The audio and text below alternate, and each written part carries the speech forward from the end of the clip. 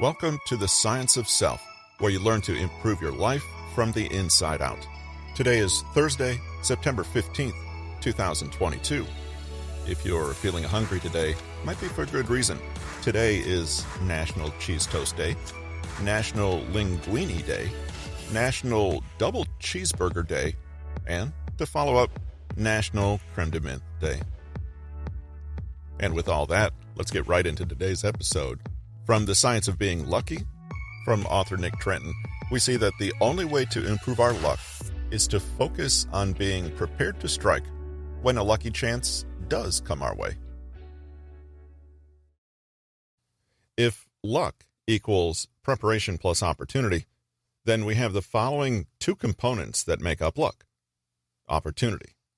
We can't control this, but we can control ourselves and adopt a positive, open-minded, relaxed, and proactive mindset so that we can make the best of existing opportunity and be receptive to new opportunity. Preparation. We can take action, i.e., do something, whether in response to an opportunity or in preparation for it. The right mindset will naturally lead to the right actions, which is why we spend so much time exploring the way that lucky people's attitudes and personalities differ from unlucky people's. But, as is probably clear to you by now, action matters a lot. And so it's worth also exploring the quintessential behaviors that set lucky people apart. What exactly do they do, day in and day out, that puts them on a different, luckier path in life? Task 1. Work harder. This should come as no surprise. It goes against our conventional understanding of a lucky person, i.e., someone who has nice things just fall into their laps. But the unglamorous truth is that lucky people work hard. Really hard. True, you might hear a story of some amazing opportunity coming to find someone while they were doing something else. But usually, that something else was working hard on another goal, related or not. Lucky people lean into the preparation part of the above equation, and they do everything they can to invite and keep luck in their life. Once they catch a lucky break, they milk it for everything it's worth. Not everything they do leads directly to results, but it doesn't have to, and they don't expect it to. Imagine a wildlife photographer who wins a prize for an absolutely phenomenal shot of a bird caught mid-flight catching an insect. The picture captures a moment of perfect timing, but conceals that the photographer took dozens or hundreds of imperfect photos, and even then, the chosen pic was edited, cropped, and tweaked further. Imagine, too, that this photograph had been entered unsuccessfully into several competitions over the course of years, and that it represents countless conversations about those competitions, advice garnered from industry professionals, hours spent in photography courses, and weekend evenings devoted to learning how to use photo editing software. Now, imagine even further that one day this person is at an awards event because of this picture they took, and here they meet a person they instantly click with. This person loves the photographer's portfolio and is really impressed with the passion and enthusiasm that they have when talking about their work.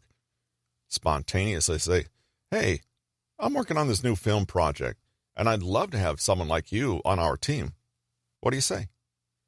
And just like that, another related but completely unexpected opportunity opens up, and our esteemed photographer now has the chance to expand their skills into the filmmaking world.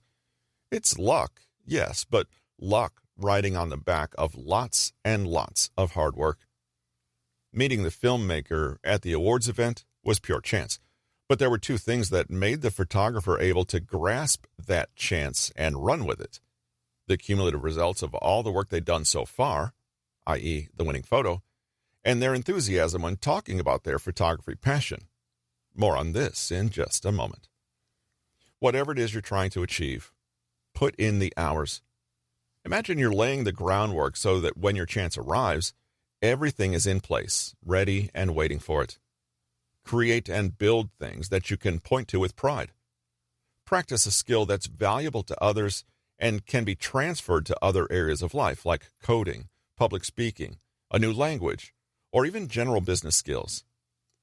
If you are an artist or creative like the photographer above, build your portfolio so that you have something to show promising people who wander into your life. If you're launching a new business, fine-tune your elevator pitch or print business cards. You may never use them, but not having them ready when or if you need them will cost you far more than it costs to do it just in case. Save up money, educate yourself, and put in the practice hours. Keep up with events in your area of passion or expertise. Keep showing up.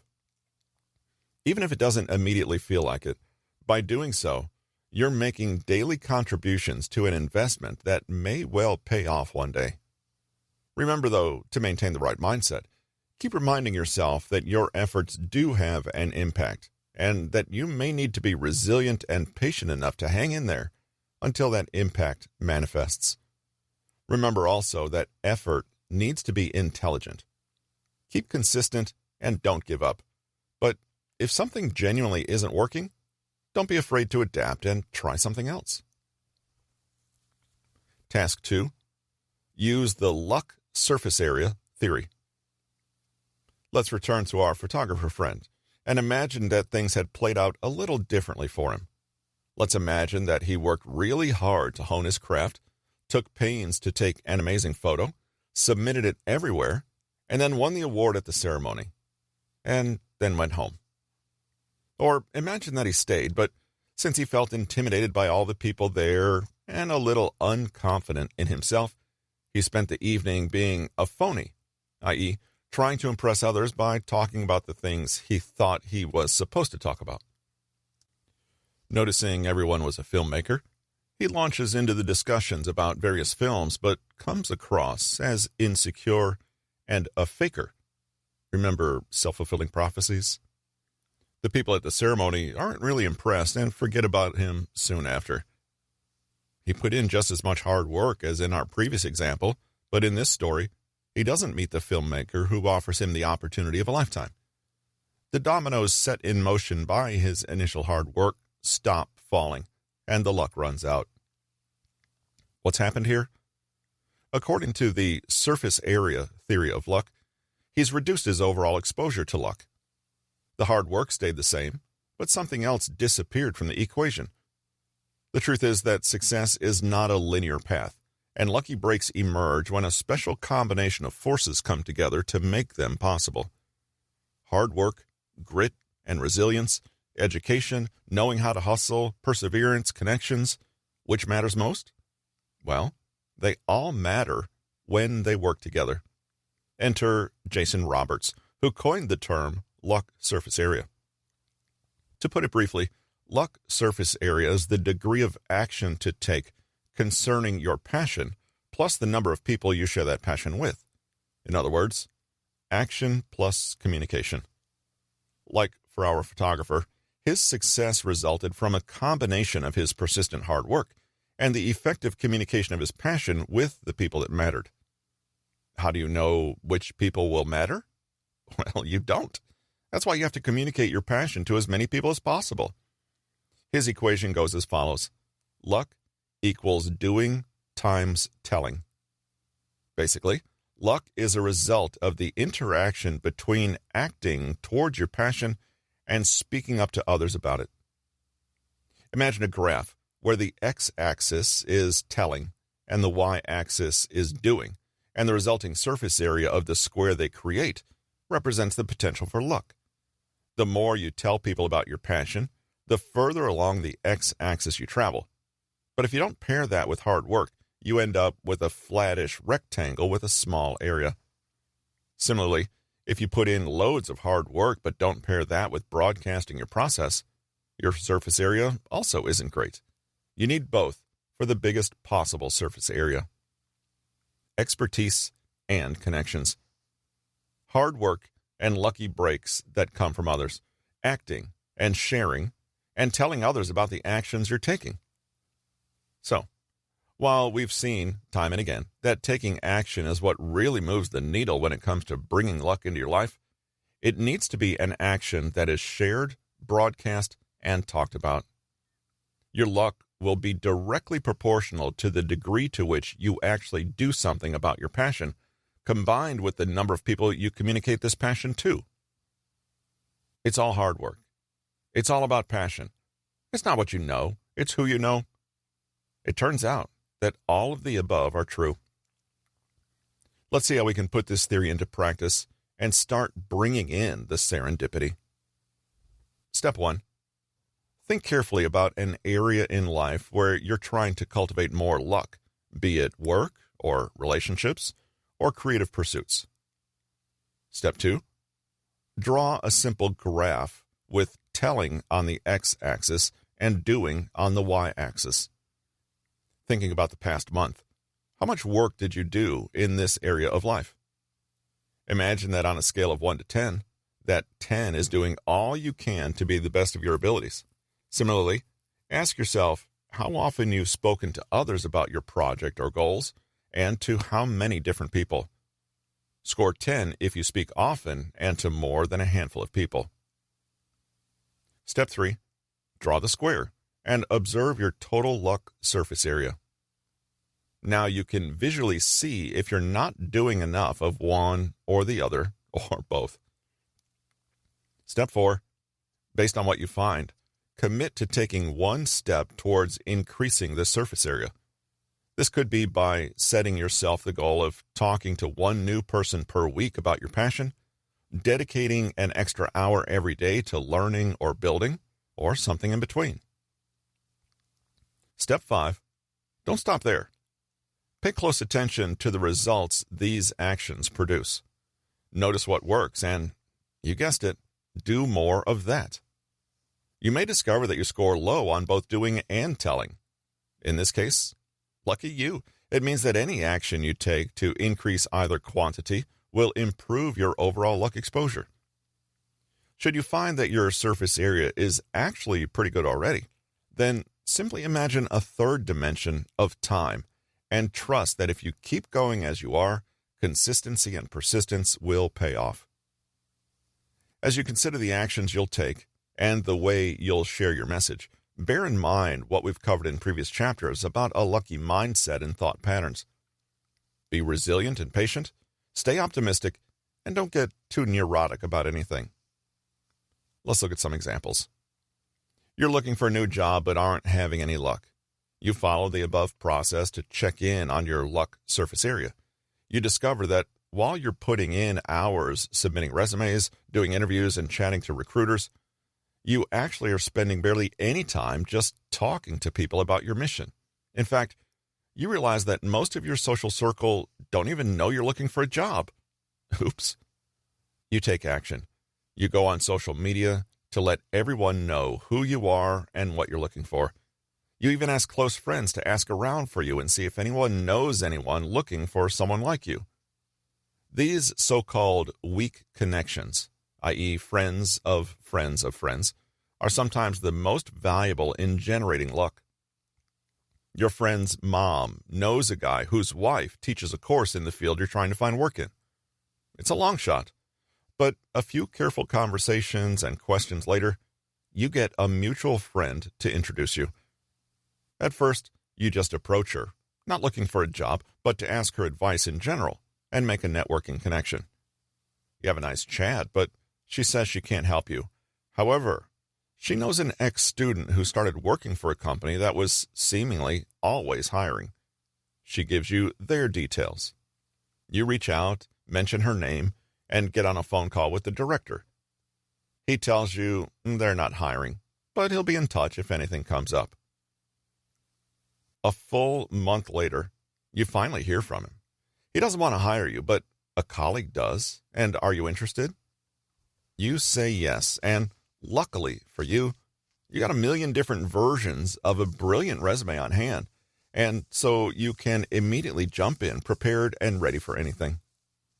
You've been drilling interview questions for weeks, and not only that, you're also savvy about what other companies are offering salary-wise since you applied to so many positions. You ace the interview, and within a few days, you're hired for the perfect job for you. Luck or hard work? The story would not have worked without either the hard work or the communication with others.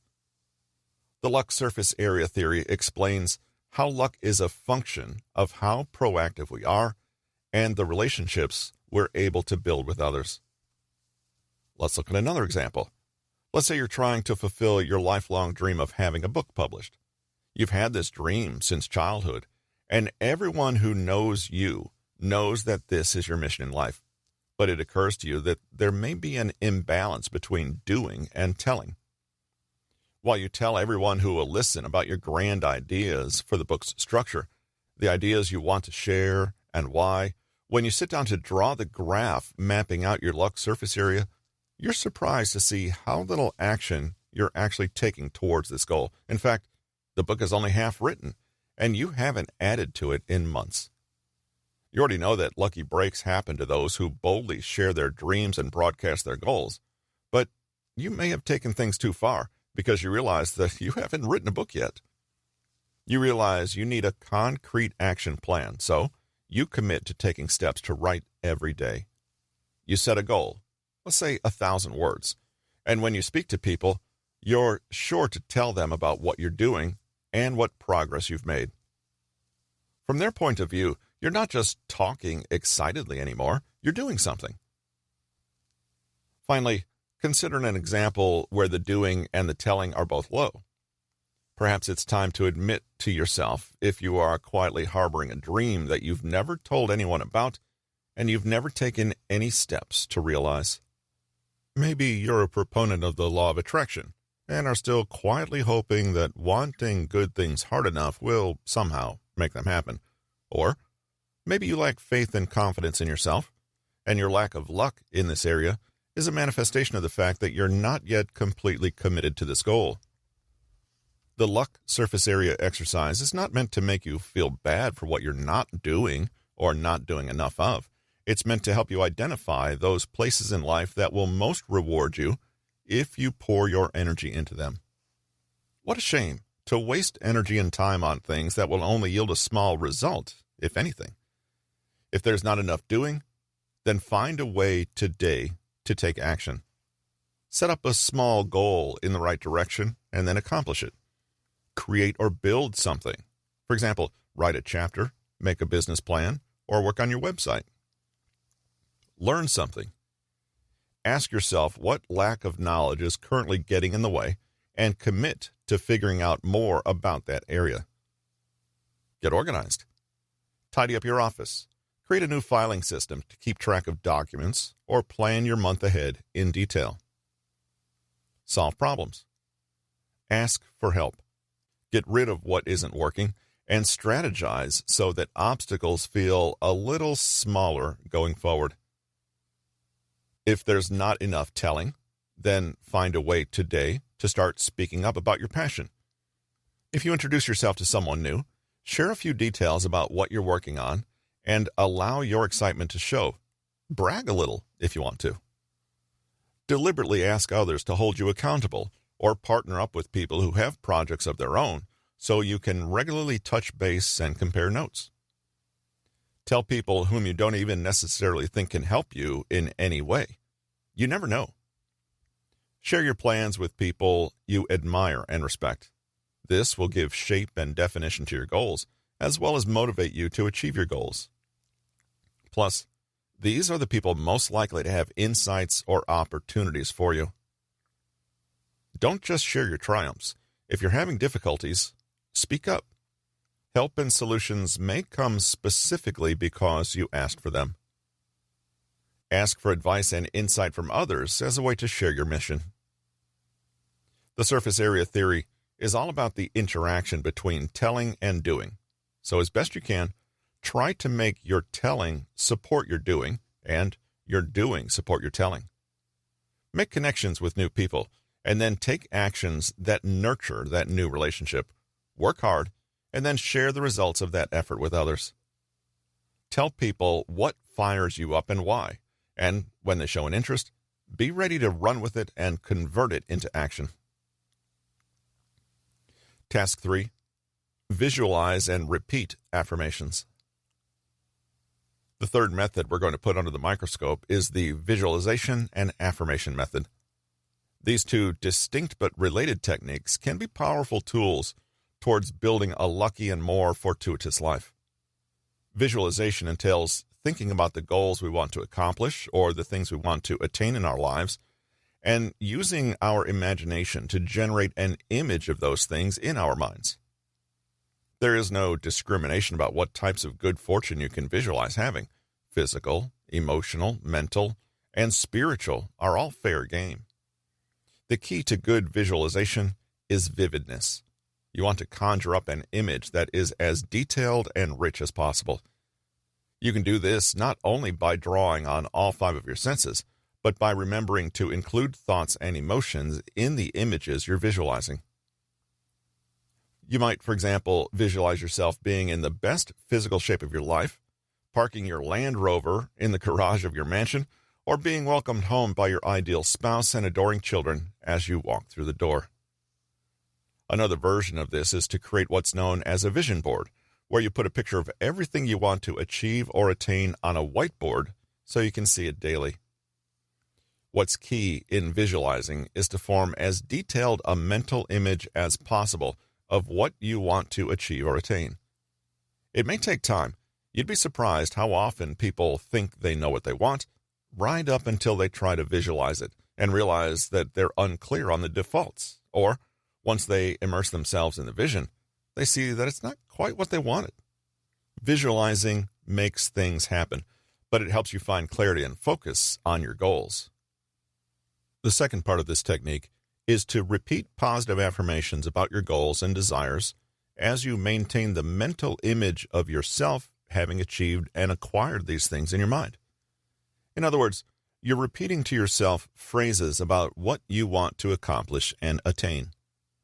The positive affirmations are repeated frequently, often in front of the mirror, to manifest whatever sort of positive energy is required for these visualizations to become a reality. For instance, you would look in the mirror and repeat, "I will be rich and own a large house," 10 times each morning. Sound useless? Obviously, if you visualize outlandish and impossible things, no amount of positive affirmation will make those things come true. And the person who does precisely nothing to help that dream along is doing little more than indulging in fantasy. The real question is, in reasonable scenarios, does the visualization and affirmation method actually succeed in creating more desirable outcomes that are associated with luck? These are extremely popular methods to increase self-confidence, feelings of luck, and to extract what you want from life, but do they work? At first glance, the general idea is to increase your alertness and awareness of your goals. You are clearer on what you want, and may see in more detail the steps to get you there. But does visualizing and saying affirmations in itself make you more likely to achieve success and luck than someone who doesn't? Alan Richardson, an Australian psychologist, attempted to measure the impact of positive mental visualization in a tangible way. He first had all of the study participants shoot free throws, basketball shots, recording data on each player to determine their baseline shooting ability. Richardson then separated the participants into groups. Group A practiced free throws every day for 20 days. Group B only shot free throws on the first and last days of the study. Group C only shot free throws on the first and last days of the study, but mentally rehearsed shooting the free throws for 20 minutes per day every day in between. On the 20th day, all participants were gathered again and asked to shoot free throws. Group A's shooting percentage increased by an average of 25% with the 20 days of practice.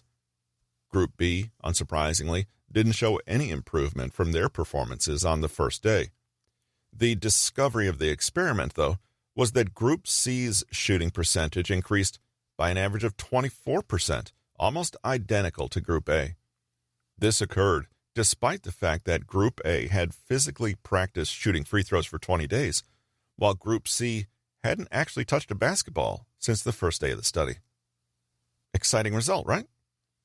Richardson concluded that positive visualization is indeed a powerful tool to be successful, at least in the case of putting a ball into a hoop. The participants who imagined the ball leaving their hands and traveling on a perfect trajectory until they watched it swoosh through the net showed truly remarkable improvement in 20 days. It is reasonable to say that they indeed made themselves more effective through positive visualization. It might even be reasonable to say that one can make themselves luckier through visualizing the outcomes they want. The act of mental rehearsal can make you readier, more open, more aware, and more willing to jump into situations you might not have otherwise. It's as though your unconscious mind sets about finding ways to make the picture real, looking for solutions, noticing opportunities, and interpreting events according to that powerful vision held by the imagination. You might find yourself getting better and more opportunities if you visualize them happening. Sounds like luck to me. Meanwhile, researchers at Carnegie Mellon University attempted to determine if self-affirmations could positively impact performance. The researchers gathered a group of 73 college students and asked them to rank 11 personal values in order of importance to them. Half of the participants were given an exercise of self-affirmation in which they wrote about what made the values at the tops of their lists so important to them. The other half served as the control group, so they were asked to write about the value they had put ninth on their list. To measure the effects of the self-affirmations on the participants, they were given a timed problem-solving test and intentionally subjected to stress by an evaluator. The results of the tests showed that the test takers who had been part of the self-affirmation group scored better on the test than those from the control group.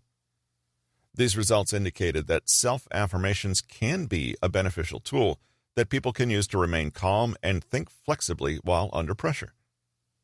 When we feel stressed and anxious, our brains typically can't operate as smoothly as we'd like. As stress is an undesirable reaction of our mind to stimulation, it's possible that positive self-affirmations can be helpful to anybody who experiences significant pressure to perform in work or school. Affirmations may not expressly help you perform better in themselves, but they'll help you not perform poorly, which is just as important most of the time. This likely isn't the first time that you've heard about positive visualizations and affirmations, so it's good to know that this method actually does have some scientific merit behind it. We've seen that performance can be enhanced somewhat, and that affirmations definitely have a positive effect on mood and anxiety. But the major question remains, does the visualization and affirmation method legitimately increase your luck? Kind of, yes. That's as concrete of an answer as exists. The results of these studies do show that it is possible to positively influence our own mental states. That can definitely be characterized as setting the ground for luck, though not generating luck itself. More importantly, these studies illustrate the power of believing in ourselves, not that we are lucky, but that we are capable. These methods, when applied reasonably, are, in a way, teaching us to shift to a more internal locus of control, where the role of luck is far less significant in our perceptions about the world and our abilities. Again, we run into the quandary of personal accountability denying the concept of luck. Again, it would seem that the luckiest people are those that deliberately do not rely on luck, but who instead embrace their agency and do what they can to bring about the results they want. What about superstitions? While many people consider themselves spiritual or religious, few among us would openly admit they believe in the more outlandish supernatural. People might not willingly claim they believe in ghosts and monsters under the bed, but nonetheless, the vast majority of people have been shown to possess some sort of superstitious routines. Want your favorite sports team to win? You might just feel better if you wear the same pair of socks you wore the last time they won. These habits creep into our lives in small, almost imperceptible ways that make it second nature for us to believe in their power. Essentially, the supernatural has become a catch-all umbrella term for things that lack a conventional explanation. Can't explain it? Must be something supernatural. There may not always be a clear explanation, But blaming the missing cookies on a ghost and not the dog belies a very interesting tendency for humans to try to apply understanding to that which is out of their grasp. You'd likely read about this tendency when learning about ancient and not-so-ancient civilizations. The Greeks assigned a god to nearly everything as a scapegoat or savior. And Native Americans engaged in rain dances to help their crops flourish for the coming harvest. The Mayans carried out ritual human sacrifice to appease their gods and seek good fortune. We have the overwhelming desire to feel in control. If we're out of control, then we risk feeling insignificant or subject to danger. When we feel we have control over something, we're suddenly more engaged and invested. If we think there's no control, we feel helpless to the powers that be. We believe in supernatural forces exerting control because the existence of something we don't understand, yet can blame, is far more comforting than no explanation at all. Humans just don't like to feel that we're random molecules of carbon and hydrogen that happen to coalesce and form somehow. We might be, but it sure feels better if we have a purpose. Superstitions are the main way we tend to put our faith into the unknown, to feel like we aren't just waiting for random occurrences to dictate our lives. Superstitions are behaviors or thought patterns that people engage in because there's the belief of a cause and effect relationship. You engage in superstitious acts because you believe it will get you closer to a specific outcome. For instance, if you notice that your favorite football team has won the past 3 times you've worn red underwear, a new superstition will be born. Red underwear only on game days. You might not affect the game itself, but there appears to be a pattern of causation, so you're going to adhere to it, sometimes even subconsciously. Classical conditioning is the cause for many superstitions we hold throughout our lives. We commit an act, we see an outcome, and we begin to link the two, even though it's no more than a correlation or simple coincidence. Surprisingly to some sports fans, sitting in the same chair while watching matches likely does not affect the end outcome just because it happened twice 3 years ago. This is why people don't walk under ladders, because negative occurrences have coincided with that event. Never mind the fact that walking under a ladder puts you directly into the path of falling debris. Illogical as they may be, these beliefs are what humans have the tendency to cling to. Pigeons, as the famous psychologist B.F. Skinner proved in 1948, exhibit similar behavior. During his study, he found pigeons learned to continue behaviors that coincided with food appearing, despite the food appearing at set intervals. In other words, pigeons saw patterns that produced an outcome they wanted and kept doing it, even though there was no causal relationship. Shauna Wilson from Kent State University investigated why people, especially sports fans, engage in superstitious behavior. The study concluded that people who engage in superstitious behaviors are more susceptible to what is called the uncertainty hypothesis, which is the idea that when people feel a complete lack of a certainty, they seek to find a way in which they feel they can exert some degree of control over it. A lack of certainty is extremely uncomfortable and unsettling, and being able to point to something as a cause eases the underlying tension. We can find examples of this in our own daily lives. We all hate bumper-to-bumper traffic. We enjoy driving unimpeded to our destinations. Which would you prefer, bumper-to-bumper traffic or driving unimpeded, both of which would culminate in you driving the same distance over the same amount of time? Most of us would choose the latter. We would choose to travel without obstacles because we can control the speed of our car and how slowly or quickly we go. Being stuck in a situation like bumper-to-bumper traffic, where we have zero control and are subject to the infernal gods of traffic, gives us feelings of hopelessness and helplessness. Not having control over situations at the extreme end of the spectrum is a feeling that underlies types of anxiety and depression. What motivation could you possibly have if you were certain everything would turn out terribly despite your efforts? Therefore, many times, the more important an uncontrollable situation is, the more likely people will try to exert a measure of control through superstitious behavior. Superstitions are generally harmless, unless they replace actual work and effort. Problems arise when people can't distinguish between an outcome they can control and an outcome that is beyond their control. Unfortunately, this is exactly what causes irrational behaviors. When a ritual or behavior has zero hope of affecting change, yet we still adhere to it religiously. Sometimes our superstitions can be downright harmful, especially when we rely upon them. Stuart Weiss, author and professor at Connecticut College, chalks superstitious behaviors up to the comforts of illusory control, saying, "There is evidence that positive, luck-enhancing superstitions provide a psychological benefit that can improve skilled performance. There is anxiety associated with the kinds of events that bring out superstition. The absence of control over an important outcome creates anxiety. So even when we know on a rational level that there is no magic, superstitions can be maintained by their emotional benefit. Furthermore, once you know that a superstition applies, people don't want to tempt fate by not employing it." Positive superstitions can improve confidence and reduce anxiety because they are the panacea to all that ails you.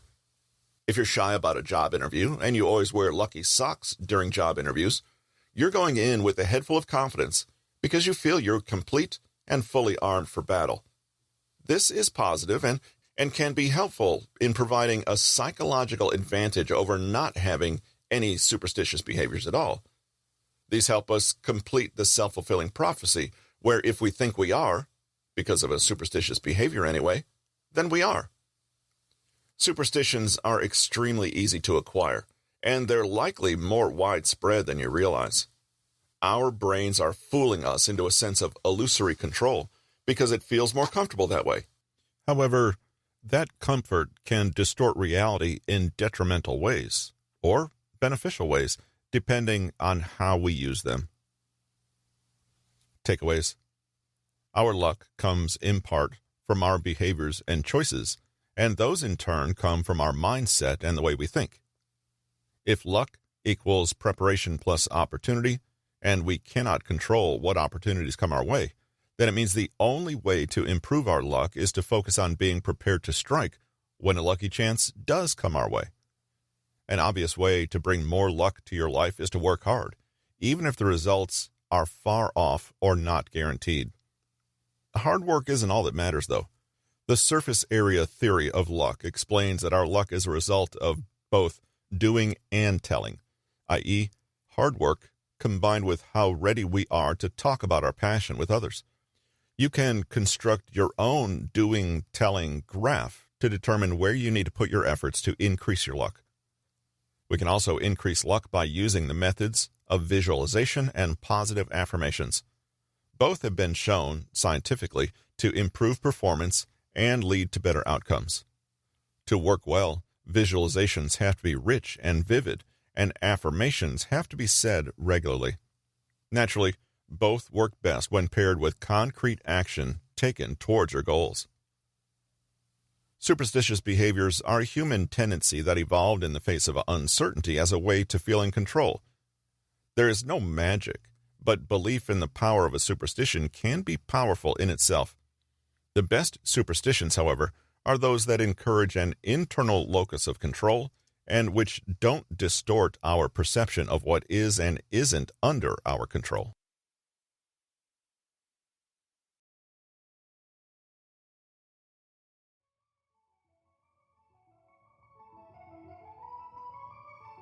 Thanks for listening to The Science of Self. If you like what you just heard, we hope you'll pass along our web address, newtonmg.com, as well as that of the author, bit.ly/Nick Trenton, and our sponsor, bit.ly/Peter Hollins, to your friends and colleagues. This has been a Newton Media Group production. Join us next week on Thursday for the next episode of The Science of Self.